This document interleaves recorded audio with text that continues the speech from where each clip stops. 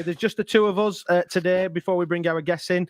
Dan is sunning himself. I say sunning himself. He's definitely not going to be sunning himself where he is on the European mainland, and he's out there with family taking.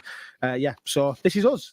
We're having just a little jolly, and we're very, very excited for what's coming up in the remainder of this year, aren't we, Steve? Yeah, we've got our face-to-face event. May the 4th be with you. Yes, absolutely. The Uprising. It's going to be back face-to-face since first time since COVID, where we've been planning that for quite a few months now. Lots of stuff been going out in regards to bookings. And yeah, it's been great to see so many people book on and engage with us already. And we're working with the sponsors and everything else for what that's going to look like. It's going to be an awards and an evening to celebrate, but very different to the other award ceremonies and everything else. And so, yeah, looking forward to it. It's still cold up here. We're constantly having the argument between the three who lives in the coldest place. It's like the argument between a husband and a wife, where Ben, you're married as well. The discussion of who's had the least sleep seems to be always a conversation in the household between me and the wife. And I think between me, you and Dan, it's always who lives in the coldest place. It's been -7 and hasn't got above -5 for many weeks now here. So and in Yorkshire. So yeah. Yeah, all good fun. And yeah, obviously talking about Uprising, you can go to uprising.edufuturists.com and book your tickets. Loads and loads of different options there, so you can buy your ticket just on its own, and you get yourself a gourmet hot dog and your first drink on us. An NFT as well for joining, which is exciting. And then options to add merch to that, whether that's a cap or a t-shirt or a sweatshirt or whatever else. So yeah, looking forward to do that. Head over and do that if you haven't done so already. Thank you to those who have already booked on. Talking about that, actually, it leads us nicely into our guests for today, because our guests for today were winners in 2022. They were University of the Year, and that was super exciting. And we're really pleased to be joined by two people from Teesside University, the winners, and we're going to let them introduce themselves and tell us a little bit about the work that they do. We're looking forward to having this conversation. So let's bring our guests in. Welcome. Thanks for joining us on the Edufuturists podcast. Hopefully, well, you're in the Northeast, so Dan, you're representing Dan here in the coldness. So absolutely. Thanks for joining us. Do you want to just tell us a little bit about who you are and your roles at the university? Okay, well, I'll go first then. Okay, Ben, Steve, thanks for inviting us. My name is Thanaraj. I am an assistant director at the university. My role is to lead the digital transformation of learning and teaching across the institution. So under my care, I have 3 portfolios that collectively we are all responsible for: online learning. Paul looks after digital learning, and we've got learning systems. So we, I suppose, within our department have this sort of brilliant mixture of learning and teaching, driving pedagogy, driving sort of innovation through digital technologies and sort of curriculum development, alongside that underpinned by our digital learning ecosystem, which our learning systems team look after. So there's a bit of a snapshot of what I do at Teesside. So over to you, Paul. I'm not sure I can compete with that, really, to be honest. Nor can I compete with the temperature that you guys have just mentioned either. It's not too cold up here where we are. So yeah, I'm digital learning manager at Teesside. I head up one of the sections that Anna's just mentioned, the digital learning team. So we've got a team of, we call them digital learning specialists, but they're your learning technologists, that sort of role. And they're just working with our academic staff to help them design their courses, design their modules, understand how digital technologies can be used in meaningful ways, I suppose, rather than kind of anecdotal ways. So we've got 3 learning technologists, few key priorities that we're working on at the moment that I'm sure we'll go into soon, so won't spoil the fun there. I think, Paul, you've been very humble in sort of introducing yourself, I think. One of the key roles that Paul, you play is sort of expanding the areas of excellence across the university. So a lot of Paul's work and his team's work is all around supporting our campus-based teaching staff, of which we have hundreds, in transforming their practice and bringing them on a transformative journey. I keep using the word transformative, so I'll find another one as this podcast goes through. Yeah. for that. Yeah, I think that's really interesting, and obviously we talk about transformation, and we'll get into what that looks like. And it has, if we're honest, obviously it's become a bit of a buzz phrase, hasn't it?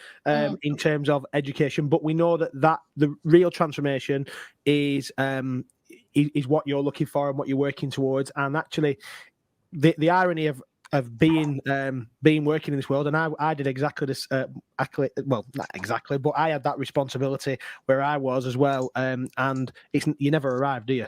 It's like transforming. It's not transformation to a point, it's transformation until the next thing comes, and then we've got to transform again, and then we've got to find the next piece of digital technology. And I suppose that it's a moving goalpost, isn't it? Absolutely. Yeah, 100%. Yeah, I mean, transformation for me is the people. And you know, the infrastructure can change, the different digital technology that you just mentioned can change and does change at varying paces, but it's taking the people with you and helping them understand how those changes can actually be used for them and the students and the courses that they design and that sort of thing. Yeah, if you don't take the people with you, then the rest of it's pointless. Yeah, sorry, I was going to come in there, and I think I've worked with universities, some Russell groups, and some teaching and learning universities in the UK, Ireland, and across Europe, Middle East, and Africa as well. And this whole thing of the question of the response to pandemic, so not from a Teesside point of view, but as a whole, always comes up. So there's going to be this double loaded, definitely. What was your response, and how have you progressed post it? But also then the question of how do we move forward when you talk about this reimagination, this whole thing of getting people into large lecture theatres and all of those kind of things. What does that look like now? How did you do it as a response, and how are you taking it forward as a university? But also knowing the universities, without being disrespectful, they are huge organisations and beasts. You have lecturers, potentially, especially if they bring research grants with them, that might have a different view to how do you move that forward for such a diverse mechanism in universities, where actually one bit is making sure it's secure, making sure all of the things are done, but also giving the autonomy to teachers and lecturers that is very, very different to any sector from what I've seen. Hopefully that leaves two questions for you to answer there. Actually, as you were asking those questions, broken it down to like 5 other questions.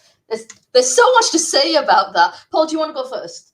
Who should go first? Go first. Response to the pandemic, I think we were in a good position at Teesside because of what we've done previously. We've been on a bit of a transformational. There we go. I'm using it. A digital transformation. We've been on a journey as an institution for a number of years now. So lots of kind of big ticket projects, lots of infrastructure stuff, but lots of people stuff as well. One of those things positioned us probably pretty favourably when the pandemic hit, and it hit pretty quickly, as we all know. And one of those things was that for a number of years now, we've been giving our students devices and funds for those devices. So all our first year undergraduates since 2018, September 2018, have been given an Apple iPad, some funds for book bundles and things like that to go on the iPad. So we, come March 2020, we were in a reasonably favourable position in that we didn't have the issue that lots of institutions had in terms of digital poverty and people not having even a device to access their learning on, regardless of how we flipped and how we taught and how we learned. Just accessing that. So we were in a reasonably favourable position, I think, as an institution, which really, really helped. And we were able to expand what people could spend the funds that we give them on. So rather than just books, we expanded it to different bits of kit that people might need, to mobile data, that sort of thing, for people that didn't perhaps have reasonable internet connections wherever they may be staying or where they lived. So response to the pandemic in terms of that was we were really, I think, well positioned when it hit. In terms of how we flipped, we did lots of work very, very quickly. 6 days. Yeah. Lots of work very, very quickly. We're part of a department that also is grouped with people who actually, no, we won't go down that route. But we did lots of work on it. It was kind of coming towards assessment time. So that was a key priority. How could we maintain teaching? How could we looked first at continuity. How could we continue what we were doing? And then how could we actually, what assessments had people planned to do? And now we found ourselves wherever we found ourselves. How could we actually replicate those assessments in the situation in which we found ourselves? So a lot of work very quickly went into that sort of thing. So lots of guidance was put in place, lots of bespoke sessions for people, small groups, one-to-one things. We could probably dig the stats out at some stage, but we did lots of one-to-one things to help people understand how they could continue best what they were doing, or how they could replicate in different ways what they wanted to do, or how they could actually assess people where they wanted to get 200 people together in a room for an exam. How can you actually do that? Especially when you throw in PSRB requirements and stuff that say it had to be an exam. It was really quite complicated. So just on that then, because I know that, was it Bet that you talked about Education 4.0? Is that right? That you were both, that shared the stage. I remember, and talking about assessment and reimagination and personalisation and everything else. I think there are challenges in HE, but I think that you are probably the luckiest sector because you are not shackled by the current exams and the pressure from government in regards to, there are pressures from external awarding agencies, of course, but the shackles of GCSE, A levels, of it has to be done this way, it has to be paper and everything else. You have such more autonomy.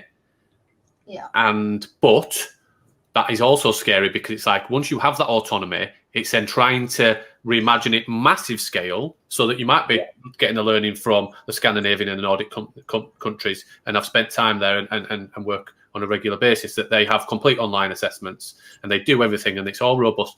So what does that look like? Walk me through potentially what you shared at Bet last year, but also this reimagination when actually we had, was it the CEO of Disney for Europe, Middle East and Africa last week came on, and I said about this the Walt Disney moment of reimagining the unimaginable. How do you do that as a university when actually the shackles are off?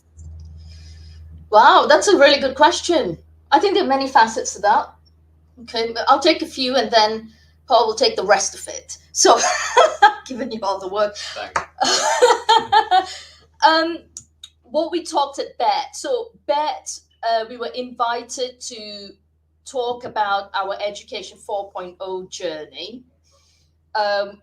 In Bet, we were talking, I suppose, a little bit around, we did a piece prior to our invitation, which was all around how we and a colleague of ours who's not on this call sort of came together and we did a piece or what to us, not necessarily to our institution, but to us, the three of us, what Education 4.0 looked like. And we looked at a lot around personalization, around inclusivity, but also around immersive experiences, because much on the forefront of our minds is around, students coming to universities. A large part of it is to prepare themselves, and they want to be prepared with the skills, with the knowledge, the behaviors, etc., to thrive in the real world, the world of work, the world of business, etc. So to us, we looked at Education 4.0 as a mechanism to help universities to maybe take a step back and think about perhaps what's the purpose of being an institution, being a university. There's a lot of talk around income generation, and absolutely as a business model, yes, income generation is a big part of it. But where does things like supporting and nurturing a young person or somebody who's coming back to university as to upskill themselves? Where do we position ourselves in that way, and the different modes in which we deliver our education? So we did a piece for Bet. At the back of that, we were invited to come and talk a little bit more in detail around it. And at Bet, we had then presented a piece of work that we did in partnership with JISC and EduCourse now.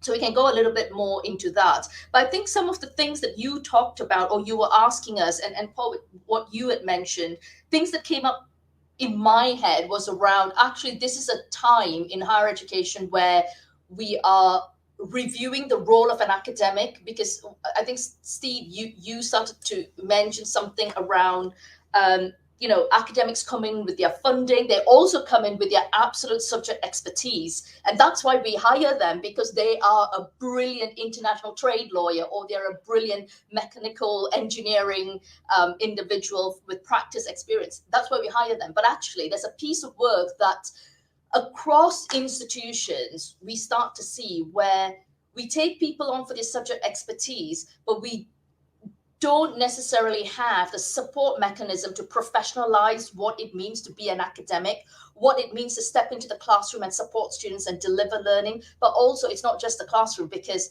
we have online learning here, pure full-fledged online learning, as many institutions do. So how do you prepare your curriculum? How do you support your learners? How do you deliver really robust, gold standard experience for your learners, whether it's fully online, in a hybrid model, in a blended model, in a high flex model, or in a traditional classroom model? And I think that's a missing piece that in many institutions that we see. So the role of the academic and the significance of the academic is changing, and they're becoming a real prominent feature, particularly now post-pandemic. I think academics are becoming a real prominent feature of the learning and teaching offer that we provide our students, because a lot of experiences students have had has been around, I suppose, more independently engaging with their learning, because they've been doing a lot of things online. They have missed the interaction with academics, with their peers, and so on. So actually, when students want to come to campus and experience the sort of social element, what they're looking for is that significant opportunities to learn and engage with that subject matter expert or with their peers, or to do things that are quite different, that you may not do online, that you can't do online in that physical space. So that came into mind. The other thing was about what I just touched on, which is the role of higher education. I think that's changing, and I think it gives all universities an opportunity to reimagine what they do, what their purpose is, what their mission and values are, beyond income generation. And I think there was something around, Paul, I think what you mentioned about the fact that actually Teesside has been really lucky prior to the pandemic. We didn't envisage something like this happening. We both didn't envisage that we would be in a role where we had to lead and support the university in its business continuity agenda during the pandemic. But actually, the work that was done prior, which was the through the future-facing learning work that Paul and his team led on, but also through the sort of dissemination of iPads to staff and students, what it meant was actually, in some ways, we managed to bridge that gap of the sort of the digital poverty gap that we saw a lot across not just higher education, but across the world. But that's because people had devices and they knew how to use the devices to access learning. So we were already in a good position to continue with our learning and teaching, because there was a tool to do that.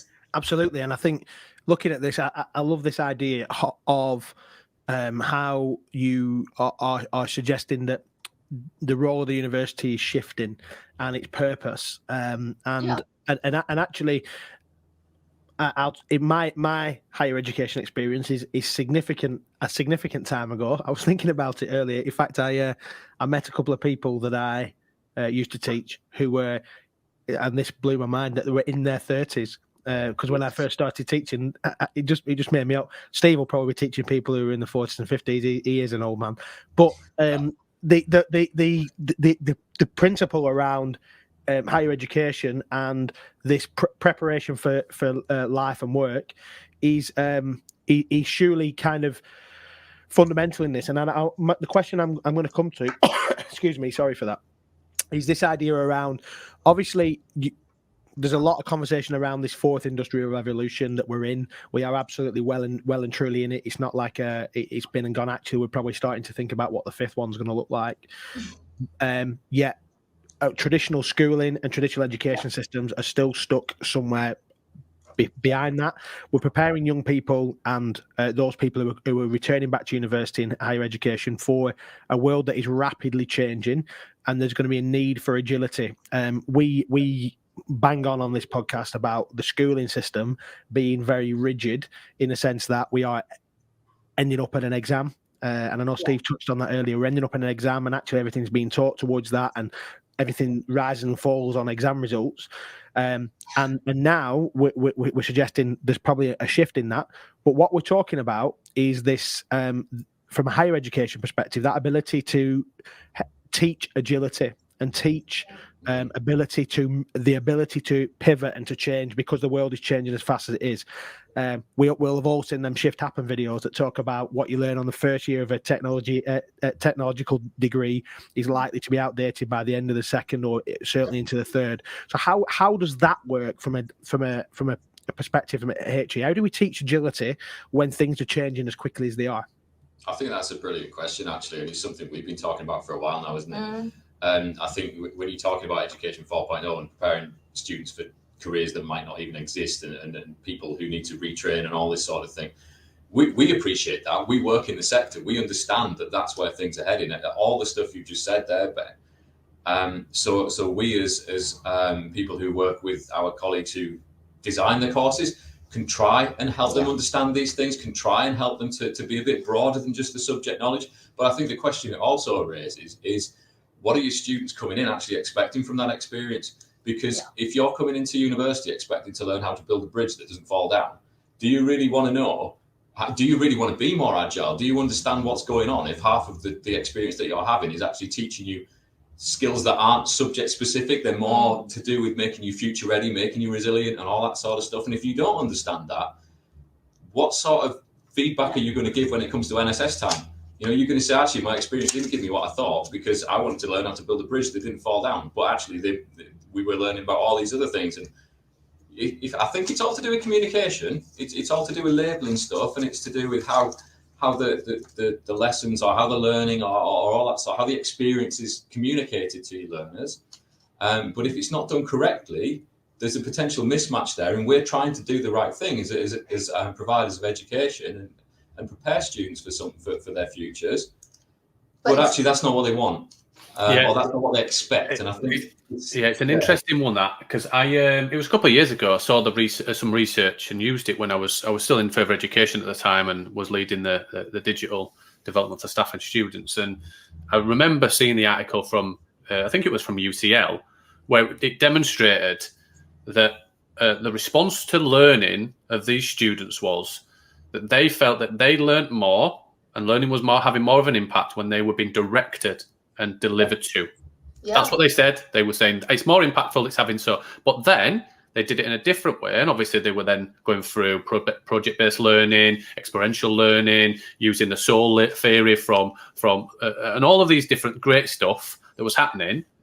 And they were saying, I don't learn as well there. Then the results came out and they were put to the students to then say, do you know when you said that that you thought you learnt that way and it had better impact, and then you did this? Actually, here are the results. And it demonstrated that because they were in the mindset and they've been delivered and taught to for such a long period of time, and that's their experience of learning and what they expected, it had less of an impact, but that's what they thought had a bigger impact. And the demand, the cognitive load on all of those other experiences, because they were in higher stress and they'd not done it before. That's the problem when you bring NSS in and you bring student experience in. And also, if you do not get it right with employers, then say, yes, you want to be a bridge builder, but let's get a bridge building and a construction company to actually tell you what the other skills that they need in regards to working as a team, actually working to a project rather than just putting a brick in a bridge. All of those kind of things is so important. Obviously, there's more to bridge building. Not just. It was just trying to give the most basic example. And I think this is the thing where, do students know what actually learning can be and the impact it has if you do it in a different way? I spent time, I want to say quite recently, it's about 8 years ago at Haaga-Heili University in Finland, looking at their pathways at university, looking at industry compared to academic, working all that, and they were just going through the phenomenal model of learning. The teachers were going through that whole learning process of being facilitators as lecturers rather than the academic. Oh, it was a going through a whole hot pot of trying to learn all at the same time, but it was fascinating. And what I saw when I reviewed it was the impact that had was actually blowing people's minds, because they were doing things in a different way and facilitating it. It just took everybody a shift of learners knowing what to expect and what they're actually needing, rather than just the academic route, but also these academics, in due respect of that they'd always done it that way and they were brought in because of their knowledge, but you don't have to just deliver and talk to them. Facilitation, asking questions, probing, getting people to work together, all of these kind of things is a fascinating bit. And I think just to add another point, and again, I'm not being disrespectful to universities, I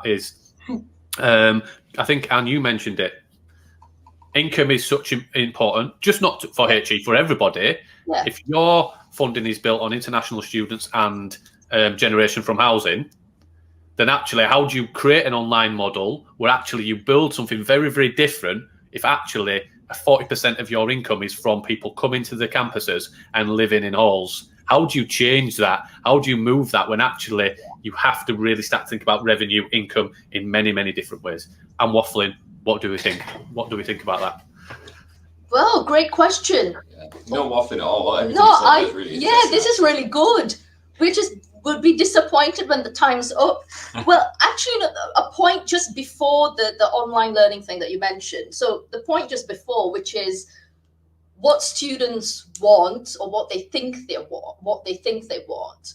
One of the things that within higher education, but also within the school system that we see missing all the time is this thing around, I know we talk about creativity, but moving away from that C to two other C's, the ability to critique and the ability to want to be curious about things, want to be excited about knowledge. And when you're excited about knowledge, because how it's delivered, because it speaks to you and your interest, you are then curious about it. And so you want to go and investigate further, you want to research further. And that's how I think we bring both right from primary school right to our postgrad PhD students on a learning journey, because you want that learning to be worthwhile. You want them to have that, we talk about job satisfaction in the workplace, but for students, it's that satisfaction of learning, the experience that they have, and being able to instill both that sort of ability to critique, but the ability to also become curious about what you're learning, I think is the ethos of why we learn, why we invest all that time and energy in something. But how we get that right is a whole different question. Anyway, that's not what you asked me. You asked us about how do universities balance this thing around income generation and then building a different business model. Well, thank God I'm not in that position to make that kind of decision. But well, I'll tell you a little bit about online learning and how we do it here at Teesside, and why we set that up. So actually, before I held this role, I've had several roles at the university. I've been here for about 3 years, Paul, something like that, 3.5 years. Yeah, so I've had a few roles at the university. When I first came to Teesside in 2019, I came as head of online learning, and online learning was a key strategic project at the university. It came with this label, the STC project. So it was Strategic Transformation and Change Project. And the idea was that we had a few pockets of online learning in the institution, but everybody was sort of doing their own sort of creative things within their schools. And the idea was to create a sort of one seamless model for learning and teaching, but also for the business part of it, to bring all of it into one seamless governance umbrella for online learning. So that was my role. It was very successful in the sense that we created a brilliant online learning and teaching pedagogic model as to how we do online learning at Teesside. It's highly competitive, because whilst we all say online learning is a great business model because the world is your oyster, there's a whole global reach, I think we're missing a point. Everybody is saying that, so our competition is everybody. So you could have a brilliant sort of, let's say, a certificate in leadership and strategy from one university, but Harvard also has the same for kind of the same price. So what's unique about it? So it's a bit of a challenge if you're an organization just stepping into that online learning market. But I think we did something really cool and really innovative at Teesside in terms of the learning and teaching of online learning. The experience the students are going to get would be quite unique for all these different reasons. And then we built the courses. So we worked with the academics, we took the raw content, and we built, based on that learning and teaching ethos, we built the courses in the model that we wanted students to experience. And the delivery of that is outsourced to our online learning company that will then deliver, teach, and support the learners for the online learning pedagogy. One of the reasons we set up online learning was because actually on the back of Paul's very successful project where staff had been trained and given the sort of confidence in using digital technologies in really innovative ways, which is our future-facing learning project that Paul, you and your team led.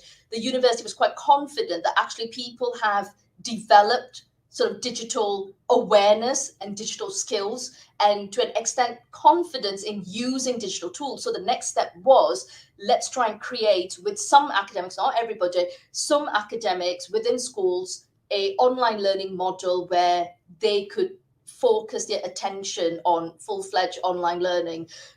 So there's some successes from that project that I've just shared with our OL model. But yeah, part of it is income generation. But how we successfully generate income through online learning is tough because there is a huge market for it. But there are tried and tested ways of, I suppose, finding ways to be unique, both in our marketing, in our learning and teaching, our experience, and so on. But the product needs to be absolutely right. And anybody who's going into the online learning space needs to be proactive and reactive, but very quickly. Yep. So again, we had to review our sort of course approvals process, because obviously course approvals process tend to be quite long and lengthy. But you find a gap in the market, you want to be able to respond just like that, because otherwise that gap goes. You're competing with the world. So, yeah, absolutely. Yeah. And everybody, every person thinks they can create an online course and make a few quid from it, even if it's a Learn Worlds course or a self-created course. Everybody thinks they can do that and pits themselves against there. And the reality is, let's call a spade. Like, if I wanted to learn guitar, I know we're not talking about, you're not delivering this as a HE course, but if I wanted to learn guitar, I'm going to go on YouTube to learn that, and probably be able to pick a lot of stuff up for free, and then pay for probably an app or a person to actually teach me. So it's that whole principle behind the value in learning, and for me, I'm of this volition. I think that helping people. You talked about a couple of things. You talked about the ability to critique, and the idea about developing curiosity. And curiosity has been a theme for the last probably, I don't know how many months, that's come up in terms of not creating curiosity, because that's the irony of it all, is that we're trying to. And I know you're not saying that, but the critique and curiosity. So I used to be a religious studies teacher.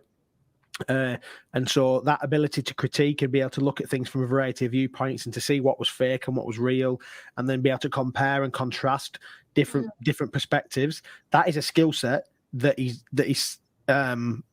he's still in high demand. In fact, it's probably in more high demand than ever, especially with things like deep fakes and all the nonsense that goes there. But then it's that ability to do curiosity as part of that, because the critique and the curiosity tie together, don't they? It's the idea of being able to say, I'm not sure about that. I want to explore that further. And because they're critiquing something and because they're questioning something, it's that ability to do that self-discovery and self-learning. And that's where this model lands nicely, isn't it? Because off the back of it, you've created that ability to, here's an academic thought. Let's be academically rigorous in our critique, and then the curiosity that helps us self-discover on the back of it. Am I on the right line? Yeah, absolutely. Cool. But you take it then a step further. How do you then put that into practice in the real world? That's the third step, the application into the real world context. So we can have all the critique and knowledge and all those things that we love, because that's why we're studying a subject in our heads. But the reality of coming to university is, you want to use that as a stepping stone to doing something else, which is going into the real world and applying that knowledge. So this is something that Paul and I have talked a lot about, which was, this concept of interdisciplinarity, not pronouncing it very well. not so much in the subject part of it, but one of the things we have discussed is in universities, there's a huge drive around work experience and internship and giving students the ability to put into practice what they're learning. But I think we're missing a trick, which is that if you take law, for example, the internships, etc., are mainly around law firms or policing or something within that sort of subject boundary. Why are we not allowing law students or giving students the opportunity? And I'm not saying it's not happening, but generally across universities it isn't, which is why don't law students have the opportunity to intern in an accounting firm or in a graphic design firm? Because the knowledge that they bring and that they could transfer across the industries is worthy of any book one is going to read or any learning experience. And so we have shared this idea, and hopefully we'll be able to put it in something that we write next, maybe, or the next podcast or something like that. But I think there is something that universities could do, which is to open up the opportunity to take all this learning and all this critique and apply it to various different settings, not necessarily a pre-entered setting that one with a business degree is only going to go and do business related work. One with a business degree is going to be brilliant in a different profession, a different setting because of that transfer of knowledge. But in reality, in the real world, you're going to have multidisciplinary teams of people working together. A law firm is never these days going to consist of just lawyers. You're going to have a whole range of different technologists, engineers, lawyers, all mixing together and working together. So I think it's a great chance for universities to open up that practical element that is quite interdisciplinary for students. So this is something that we have discussed and quite passionate about. And this is probably quite specific to you in terms of your background. And I know that the examples that you just gave in terms of being a lawyer and law rather than being a lawyer, law, that's absolutely fine. But that what you've just said, how does that change for industry? How does university, rather than university learning from what industry needs, how does universities and your people like yourself, in terms of your experience of the digital sphere and law, how do you change the cusp of expectations and learning for the law industry? And how does Teesside and universities play a role in that? Okay, I could give you a general sort of overview of this. So this is a very interesting question, because a piece of work that Paul and I have just embarked on is for higher education to learn from professions and sectors because they're changing, and then reflect on what is it that higher education is doing, isn't doing, and how we could sort of change and reimagine our curriculum, our experiences we're giving students. So that's a piece of work that we've just embarked on. Your question turns it on the head, because you're asking, how can universities, I suppose, influence and shape sectors in terms of their change? Well, that's a great question, and I will admit not one that I've necessarily thought about in that way. But I think universities or sectors or industries can only thrive and do really well and be successful if they work collaboratively. There is no sector in these days that can thrive in a silo. Okay, so you take higher education, working with, in collaboration with the legal sector, policing sector, accounting, etc. They're all changing, but actually together they could support learners to become equipped with all the skills that they need. But again, when we talk about all the skills, this in my head, as I'm saying these words, I know there are gaps in what I'm saying, because these skills, these knowledge, these behaviors are changing. So it's back to actually giving people the skills to adapt and the skills for them to be aware that things are changing around them and their knowledge will change. So what they've learned, and graduated with today will have to evolve, because technology evolves, because what's expected of them evolves, knowledge evolves, and so on. In terms of the legal sector, what's happening absolutely brilliantly is, we've always said, even when I trained as one, paper and pen are our best friends. I still write things. However, the role of particularly junior lawyers has just changed beyond recognition, because we invest a lot in technology that can do the work that junior lawyers are doing. Document reading much quicker. Analysis of contracts are happening, again, by machines rather than paralegals who we would employ and train to become lawyers. So actually there's a question around what roles within different sectors are evolving, and in what way, what might disappear, but what new things are coming on board. And actually in the legal sector, the biggest gap is the understanding of, is people bringing in digital literacies, whatever that would mean, to different professions, etc. It's digital literacies, but also an understanding of technology. And that, I can't talk about other sectors, but within sort of my own sector that previously I was part of, those are the gaps. But working together with universities will help sort of feed into that sort of gap that, you know, sectors are identifying. That phrase, digital literacies within industries, is something I know you've written extensively about between the both of you, and I know that's as we think that's a really nice thought, actually, as we kind of bring this episode to a close. I think that idea of we're trying to develop digital literacies in students, whatever age them students are and whatever sector they're sitting in. So digital literacy for somebody in the aeronautical sector is going to be very different than somebody working in the administrative sector, but it's that ability to be digitally literate, easy for me to say.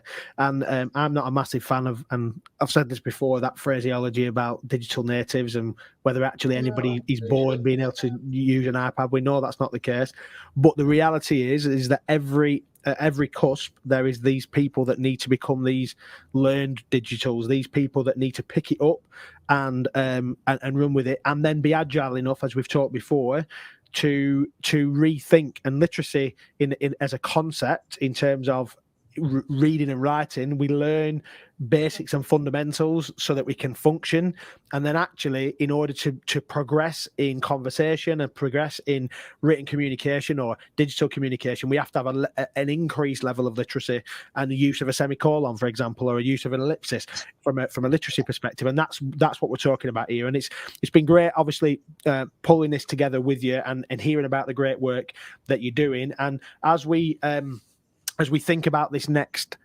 year, as we're going into and we're going through this 2023, we can see now why you were nominated and chosen as University of the Year for the work that you've been doing on pushing innovation and pushing learning and teaching into that fourth realm, that fourth industrial revolution, and really trying to focus on that. So thanks so much for joining us today. Thanks for the work that you're doing on there, and we celebrate that with you. Obviously, we celebrated you with an award, but we as we go into 2023 and we're looking at our next universities and our next colleges and schools and individuals, we look forward to seeing who the next is and what that's going to look like, and as you pass that baton on. So Anne, Paul, thanks for joining us from Teesside University, and we're very, very grateful for you giving us your time.